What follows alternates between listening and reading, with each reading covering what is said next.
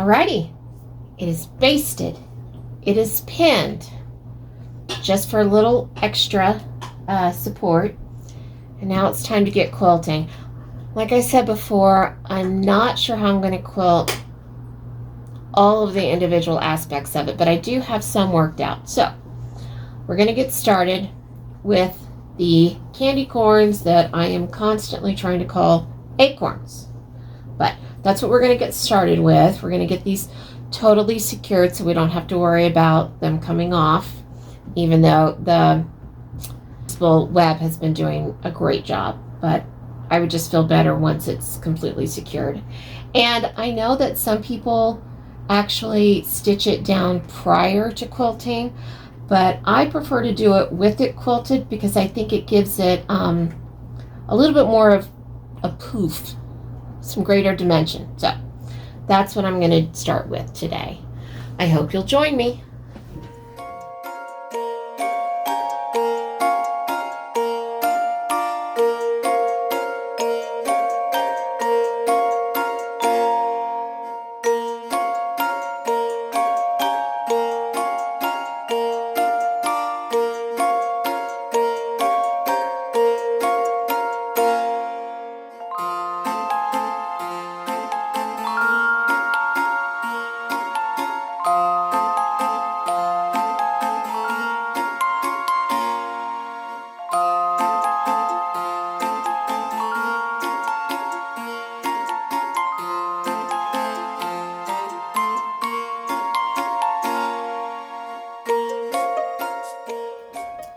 Okay, all of the candy corns are done.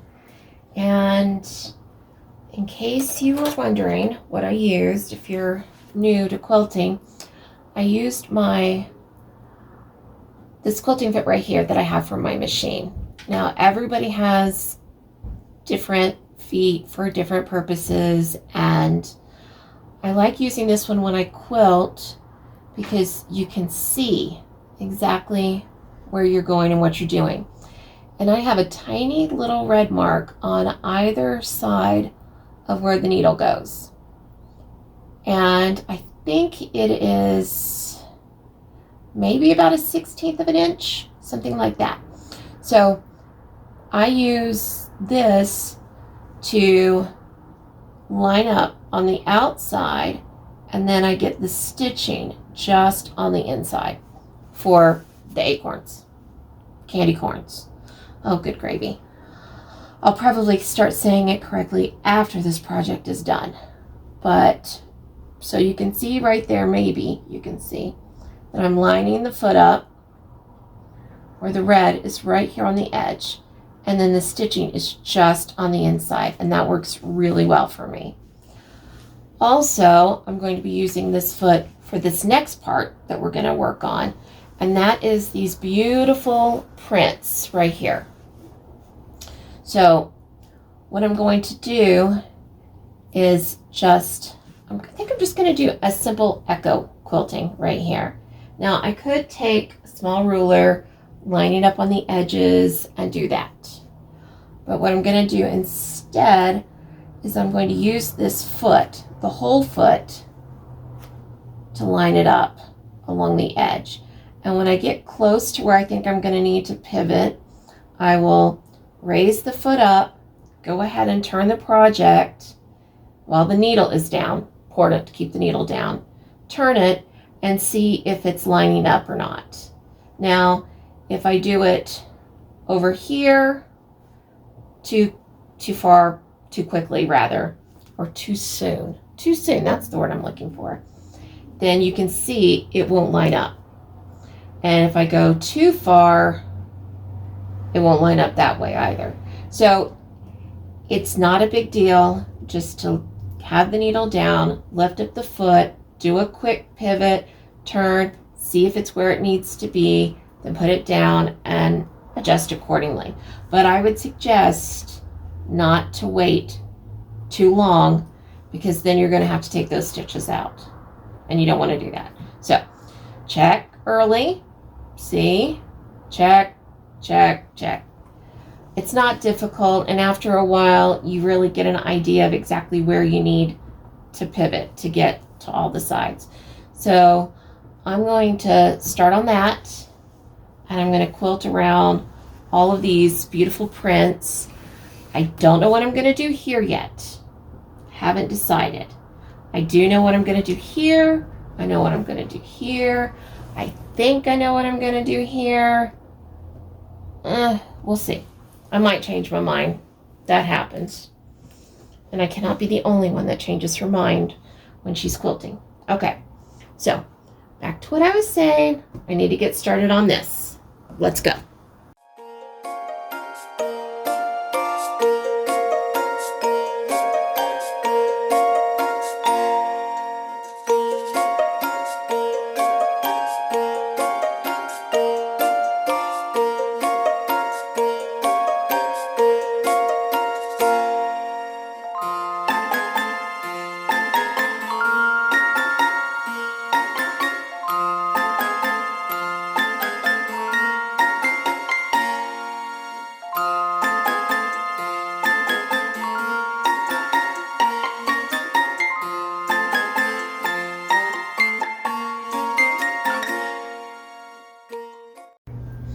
All right, circles are done.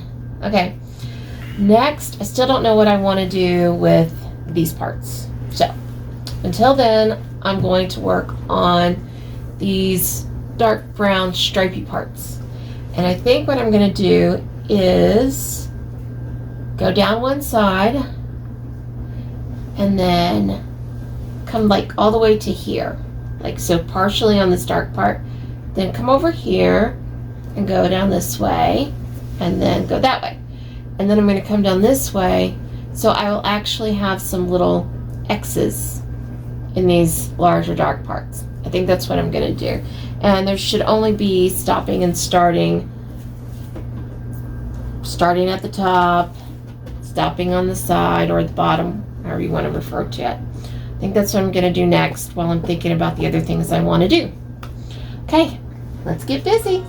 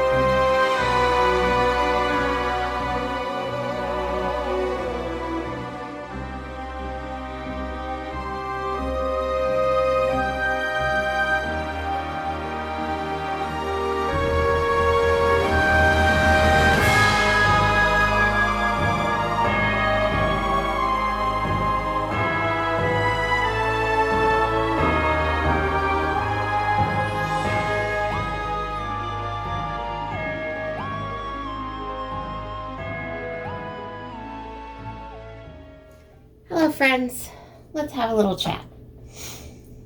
I'm tired today. You know, some people have bad hair days. I think sometimes we have bad quilting days. Or maybe even a bad quilting week. I've been working on those lines, and it has not been going well. And that's okay. That's okay. We all have those times. And you can ask yourself, okay, am I having a bad quilty day because of chronic physical conditions? Possibly.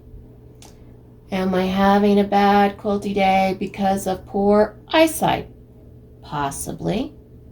Am I having a bad quilty day because of lack of sleep? Possibly. Am I having a bad quilty day just because the stupid stars didn't align properly? Maybe. But sometimes we just have bad quilty days.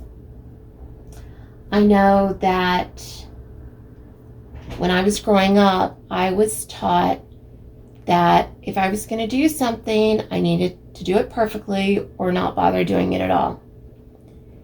And I will admit that believing that principle has led to numerous tears and even a great fear of trying new things. Just being terrified of failure, and anything less than perfect would be failure. The thing is, the only one that is perfect is God. And we can't be perfect, and we can't do perfect things. We can only be the best version of ourselves that we can possibly be. And at the end of the day, when I look at my quilting or the mistakes that I made in quilting, or to be honest, in any aspect of life, I have to ask myself, did I give it my all? Did I try my hardest? Did I do my very best at that moment? And if the answer is yes, then I need to remember the example that God sent when it comes to grace, the grace that He has for us. And then I need to live in that example and try to have grace for myself. I know that it's a lot easier for me to have grace for others than it is for myself. And so that is a huge lesson to learn and to practice, and to learn again and practice again, and to learn again and practice again, because it is something that I have constantly had to remind myself of.